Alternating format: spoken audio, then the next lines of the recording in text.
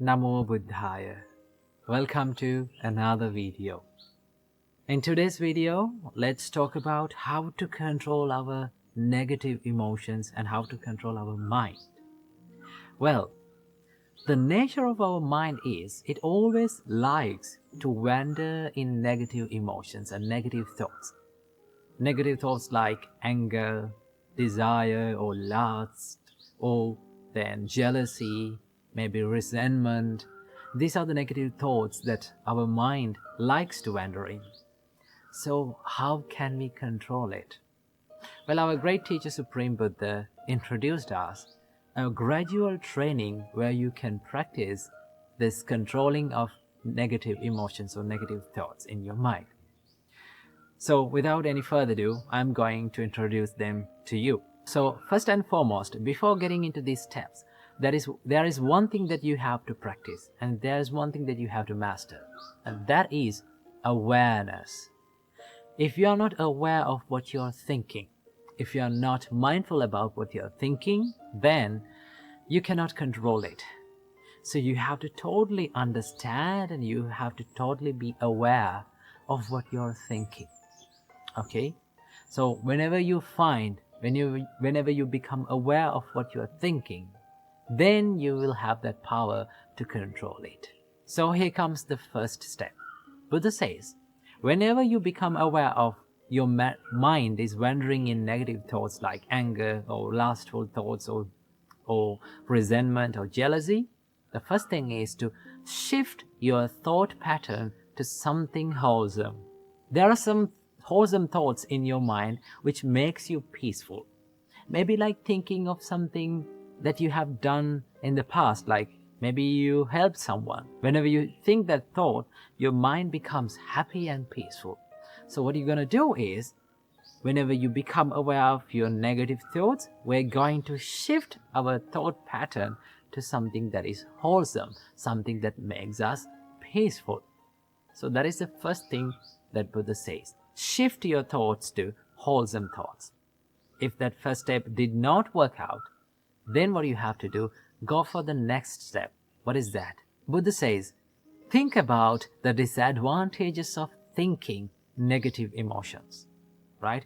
If you are constantly having angry thoughts, then you have to think, these thoughts are hurting myself and others. If I take actions according to these thoughts, it will hurt myself and the others. Remember, it may be a little thought of anger, but if it grow up, what will happen? It will be destructive. So what do you have to do? Think about the drawbacks or disadvantages of thinking these negative thoughts. Then, whenever you see these disadvantages, your mind will tend to stay away from these negative thoughts. Most of the time, we are not aware of these disadvantages. Okay? So what do you have to do? Think, if I keep on thinking these negative thoughts, it is not going to help me. It will disrupt my peacefulness, right? That is the second step. Then as the third step, Buddha says, pay no mind, pay no attention. If the second step did not work out, go for the third step, to not to pay any attention to that thought. Right? See, whenever we give so much attention to something, maybe a thought, it grows again and again, it grows more, right? For an example, if you became angry with someone and if you keep thinking about him again and again and becoming angry, that anger will grow more and more. So what do you have to do? We have to let the thought be a thought without paying much attention. Right? When you just stay away from giving attention, then it will fade away from your mind. It's something like this. Have you seen little babies, when they fall down, they start to cry, right? If the parent or the mother or father see that it is not a big deal of falling, if mother or father did not give any attention to that baby, what does he do? He just don't care about that. He will stop crying. Same thing goes with our mind. If we did not pay any attention to that thought, right? If we did not care about that thought and just let it go and let it pass away from our mind, then it will fade away. That is one way of doing that. If the third step did not work for you, then the Buddha says, go for the fourth step to relax your thought process, right? Now remember, when you think negative thoughts, your mind becomes so much busy, so much rough and distracted. So, what you're going to do is, you're thinking, why am I thinking these distractive thoughts? These negative thoughts that are making me so much busy and making me distracted, right? So what you're going to do is, you're relaxing your thought process to something very soft and subtle. Maybe like loving kindness, maybe like compassion, right? Maybe like gratefulness. When you think those thoughts, when you think more positive thoughts, your mind or your thought process becomes so much relaxed. And then if the fourth step did not work for you, then it comes the final step. This is something that we have to do with a great care. I do not recommend for everyone to do this. This should be done with a great experience and a good practice, right? And that is to crush your thought with awareness, right? You have to be totally aware of your thinking pattern and have a good determination to your mind that I am not going to think these negative thoughts, right? But this should not be done by everyone, right? Some may be not good at this, right? If you keep on becoming aware and if you keep on forcing this mind, it will grow more and more these negative thoughts. So if all those 4 steps did not work for you, then you have to go for the final step, right? So it is much better to practice these 4 thoughts before doing the final one, okay? So practice these things. When you practice, you will feel and you will understand that your negative emotions are fading away little by little. Remember, this is not going to happen overnight. It will take a long time to do this, but you have to keep on practicing. Keep on doing it. Make it a habit, and then you will become a master of it. So practice this practice and make your mind a place where free from negative thoughts. Namo Buddhaya. The Buddha once said, "He who sits alone, lies down alone, walks alone, in diligent practice, and alone tames himself, should find delight in living in the forest." Living alone, being alone, can be scary for many people these days. Oftenly, our society portrays a successful life, a happier life, a good life, as a life where it is surrounded by people, surrounded by things.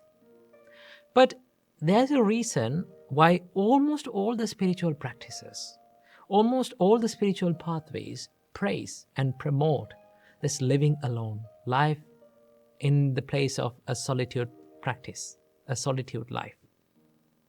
And that is why almost all the religious leaders had to solitude themselves from these hassles and bustles of this society and go to these quiet places and find the liberation and find what they were looking for. Same went with the Supreme Buddha. Before he became the Buddha, he was a prince. He was living in a palace. He was indulging himself with this sensual pleasure, and then he understood, indulging in this sensual pleasure doesn't help me to find what I'm looking for.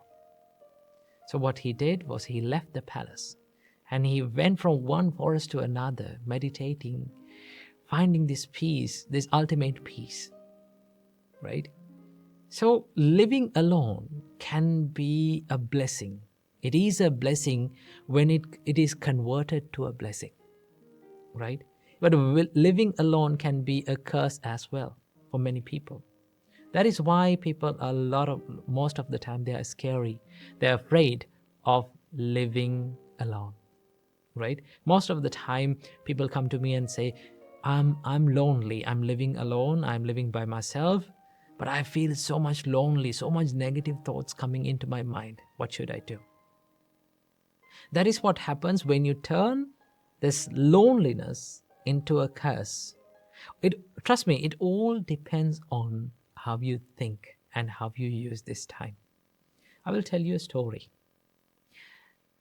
Prince Siddhartha, the Buddha, left the palace and he went to a forest. Although he went to a forest, there were 5 monks who was waiting for him to come to the forest. There were 5 monks who were helping Prince Siddhartha, the Buddha, with the meditation before his awakening. And then these 5 monks had this idea that only way to find the liberation is by giving this tortures and doing these hard meditations and harsh meditations and extreme meditations. So we call it Atta Kilamatthana Yoga, which we can translate into English as self-mortification, right? Now, Prince Siddhartha left one extreme when he left the palace. That extreme is, the Buddha described this as the extreme of sensual pleasures, indulging in the sensual pleasures. That was one extreme. And then Prince Siddhartha came to the other extreme, where he practiced this self-mortification, giving these extreme and harsh meditations to the body. And then those 5 monks, they believed that this is the only way for the liberation. So Prince Siddhartha was practicing these meditations for 6 years. And finally he understood, this extreme, being in this extreme, doesn't help me either. So then he found the middle path, the middle way. And that is to live a spiritual life by balancing his material and spiritual life both, right? And that is why after that decision, he decided to take some food to his body. After a long time he had taken some food to his body, he grabbed his alms bowl and went on begging alms and find some food and had it. Now all those 5 monks had a lot of expectations on Prince Siddhartha. And then they saw this incident. And then they became disappointed. They said, "Oh, what a disappointment. We believed him. We had a lot of expectations on him. But look what now happened. He's taking food. Maybe soon he will go back to his palace and he will live a normal life again. So the best decision is to leave him." So what happened? All these 5 monks left Prince Siddhartha. And after this alms round, he came back to the forest and he saw everyone had left. No one was there. Prince Siddhartha was alone. Then he found this perfect environment, perfect place to be focused more into himself. That was because he was all alone, right? He got the opportunity to be by himself, right? Focus more into himself. And one day, he sat under the Bodhi tree and he became awakened. He became enlightened, right? So this solitude, when it is turned to, when it is used in the correct way, it can be a blessing for you, right? And the same solitude can be turned into a curse as well, right? Most of the people, they complain me about the loneliness. I always say to them, when you're lonely, your thought process generates a certain energy within you, right? And that can be negative. Now let's say you are in this negative energy environment and a negative energy thought process. You all know in science we learn about, according to science, it says that energy cannot be produced or destroyed. Now you have your energy within you, but it is negative, right? Now you can't destroy this negative energy, right? What we are trying in this whole life is to destroy this negative energy. Well, we can't do that. The only thing that we can do is to convert this negative energy, drive this negative energy to something positive, right? So how can we drive this loneliness, this energy to something positive? One of the biggest reasons why people feel lonely is because they lack an aim, a goal to their life. If they have a goal and aim, that they should work on, if they have a system that they should work on, then they don't feel that much lonely because they have something to do. They have something to engage with it, right? So this can go either, people can have either material goals or spiritual goals, but everyone must have these spiritual goals within themselves, no matter what life they are coming from, right? Because finally, there will be a time in all of our lives that we come to this lonely place. One day we have to be by ourselves with no one else around us, right? At that time, if we don't have any quality, any spiritual quality that we have practiced within us, we'll start feeling lonely again and again. And it will start to build up this negative energy within us, okay? And sometimes we can be too late for that, to make it correct. So the best thing is to learn how to convert this negative energy to something positive, right? To do that, you have to have a goal and an aim for yourself, to yourself.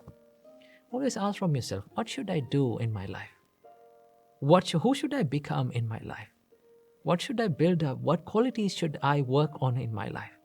If you found, we will always find some qualities that we should work on, right? Some mistakes that we have, some weaknesses within us. If we can work on those weaknesses and make it correct, that time will help you to be more successful, more productive, right? More happy and a more peaceful person. But to do that, what do you need? You need time, right? You need time to be focused on yourself. And what gives you the best time to be focused on yourself is the time when you are all alone, right?